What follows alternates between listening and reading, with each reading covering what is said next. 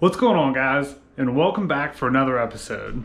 So I just got out of work and came home and was like, what in the world am I gonna cook today?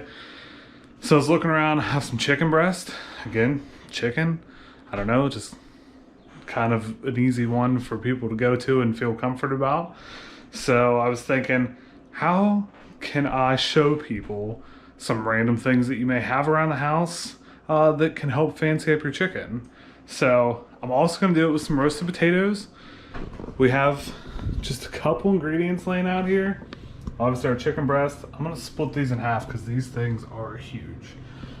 Roasted reds. They're not roasted yet. They're my reds that are going to be roasted. Got some breadcrumbs, some Parmesan. Just thinking a little bit of chicken Parmesan.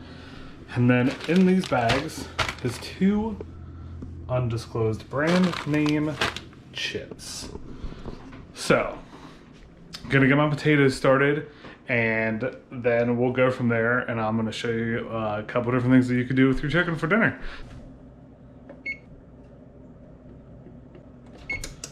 Number 1, get that thing ready to go. All right, gonna cut these potatoes up here.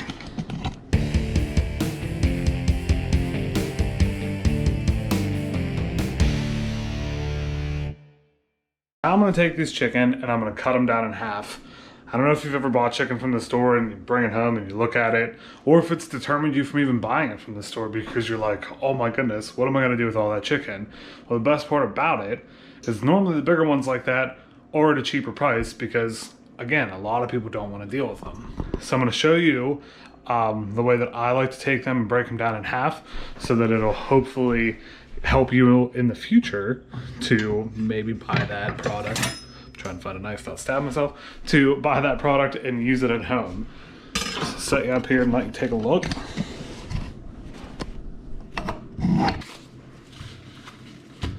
All right, so as you can see, looking at this thing, it is massive. Again, this by itself is gonna take forever to cook, and I think that the longer you cook it, the less tender it's gonna be. So if you take your knife, very slowly, very carefully, lay your hand on top here, make a small cut straight back, and then we're gonna work with that. So you can look from the back, kind of see where you are in it. You wanna cut as even as possible because if not, you'll have thick on one side and thin on the other. So I'm just gonna keep slowly peeling that back until now I have 2 other pieces of chicken. So my 3-pack will now actually turn into a 6-pack. I'm gonna go ahead, do the rest of these. After I get those done, I'm gonna set up what they call the standard breading procedure. So I've got some eggs here. I've got to get some flour. I'm going to set out some flour on this plate and season it up, and then our breadcrumbs, which is the final step. So I got to take care of these.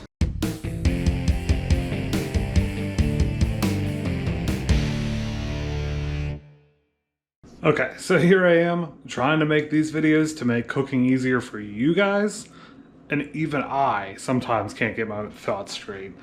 I really want to start my potatoes next so that they have a good bit of time in the oven to get nice and roasted. Again, flavor profile, whatever you're looking to do.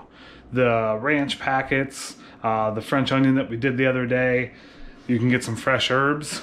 Like probably most of you out there, I don't just have fresh herbs on hand because by the time I decide I'm going to cook with them, they're already shot. So I'm going to go ahead here. I've got just some dry herbs, garlic powder and onion powder, which is always in my kitchen, and I use it for probably about 80% of the things that I cook with. So I'm gonna go ahead and olive oil these guys up. Salt, pepper, some oregano, onion powder, garlic, dried parsley, which honestly doesn't add that much flavor, but it does look good when your potatoes are done. But don't tell anybody I said that. Go ahead and get those tossed into the pan, and then into the oven. So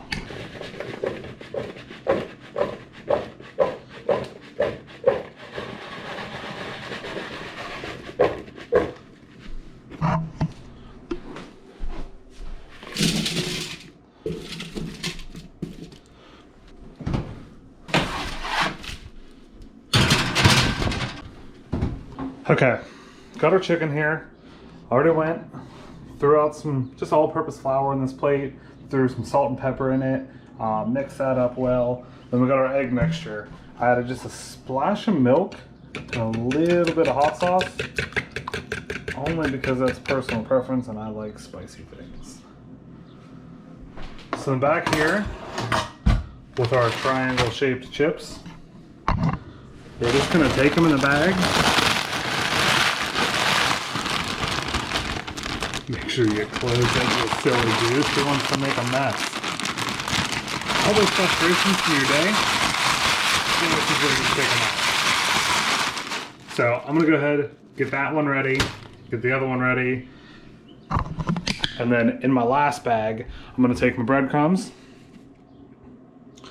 and my Parmesan, and I'm gonna mix just some of each into the last bag. We're basically making our own shake and bake.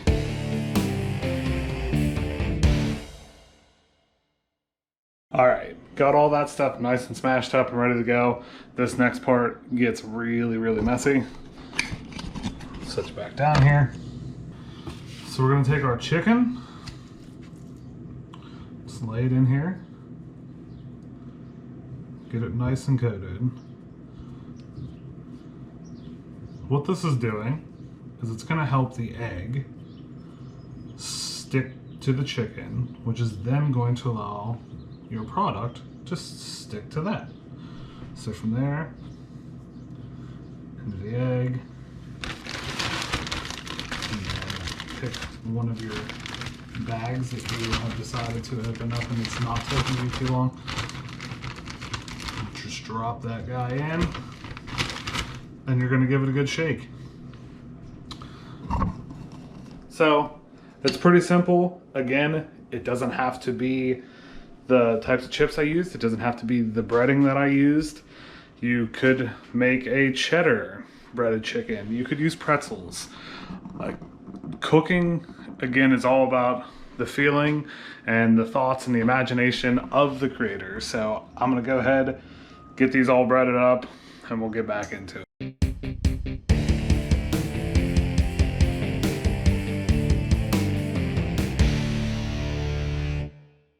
Now that I've got my hands all cleaned up from that mess, let's take a look at our potatoes.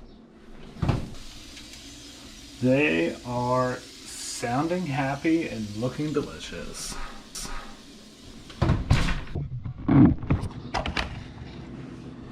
Take your bag. Always close the bag. Why? I've already told myself twice. I would just like to point out, full disclaimer, definitely make sure that your bags are closed before you start shaking. I'm just saying, I don't know why that might be a reason that I'm telling you this. Just do it. Close the tops. Gonna come over here, get our pan ready. We are going to saute these just a bit to get a nice dark color on the outside, and then we're gonna finish them off in the oven. So you guys have seen me saute already a few times. Go ahead and just check this out.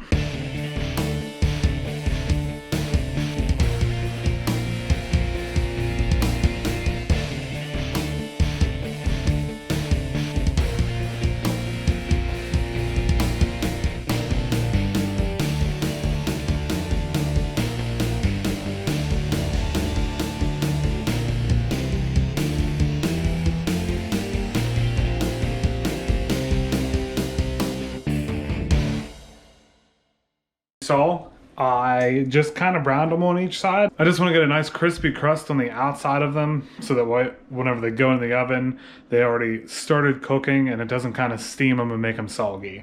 So you can see them here. Nice and ready to go. We got our different flavors. We can go ahead and toss those in the oven. I'm gonna say probably 35 minutes. We'll see where they're at.